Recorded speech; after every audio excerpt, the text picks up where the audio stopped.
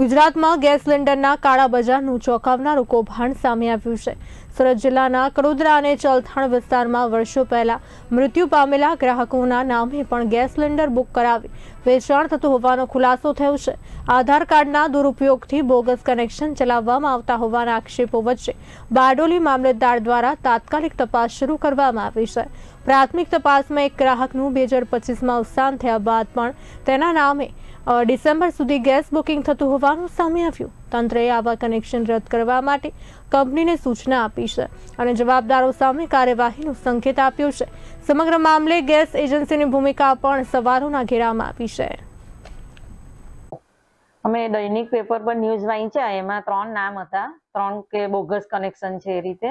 અને શનિવારે અમે ત્યાં રીટા ગેસ એજન્સીની તપાસ કરી, એમાં એક કનેક્શન એવું હતું કે જેમાં ડિસેમ્બર સુધી બુકિંગ હતું। પેલી અરજદાર હતા તે 2025માં એક્સપાયર થઈ ગયેલા હતા, એના પણ કોઈ સગાને એ લોકો કનેક્શન આપેલું હતું વાપરવા માટે, એ જ મોબાઈલ નંબરથી એ બુકિંગ કરાવતા હતા। પણ હવે જે કેવાયસી આવી ગયું એટલે ડિસેમ્બર પછીનું એમનું બુકિંગ નથી। અને બીજા 2 કનેક્શન છે એમાં એ લોકોએ નવેમ્બર સુધી લીધેલા હતા, ત્યાર પછી કોઈ અપડેટ નથી એમ। હવે છોકરીને એકવાર પૂછેલું મેં લગભગ 6-7 વર્ષ પહેલા, આ બાટલો કોણ છે કે મને કંઈ ખબર નથી, કારણ કે એવો ગામ છોડીને 25-26 વર્ષના એ દીકરીના મેરેજ થઈ ગયેલા ને ત્યાર પછી એ લોકો કોઈ દિવસ આવ્યા જ નથી। ઠાકોરભાઈ ક્યાં રહે છે? ઠાકોરભાઈ તો એક્સપાયર થઈ ગયેલા, એ ત્યાંથી જ હતા।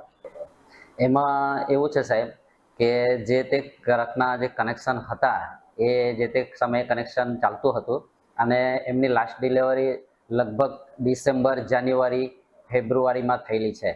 ત્યારે તો આ બુકિંગ કોઈ પણ મોબાઈલથી કરી શકતા હતા અને થતું હતું અને કસ્ટમર બુક આપે અને બુકમાં એન્ટ્રી કરાવીને બોટલ લઈ લેતા હતા। પરંતુ આ જ્યારે મહામારી ચાલુ થઈ ત્યાર પછી કોઈ પણ કસ્ટમરને અમે ઓટીપી વગેરે સિલિન્ડર આપતા નથી।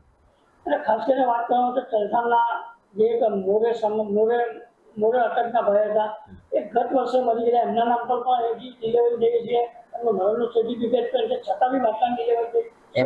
એમાં એવું છે સાહેબ કે કસ્ટમર જ્યારે અમારી પાસે આવે અને એનું જ્યારે કમ્પલસરી કેવાયસી કરવા માટેનું અમને કંપનીએ દબાણ કર્યું ત્યારે અમને ખબર પડે છે કે વ્યક્તિ હયાત નથી, ત્યાં સુધી અમારી પાસે એમની કોઈ માહિતી રહેતી નથી।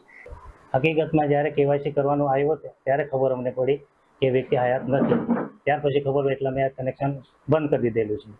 અને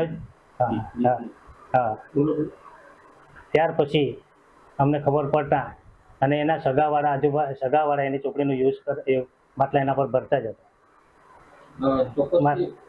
એમના સગાવાલા લઈ જતા હતા, તો 36 વર્ષ સુધી કોઈ અહીંયા જાણ કરવા માટે આવ્યું હતું? ના, જાણ કરવા કોઈ નથી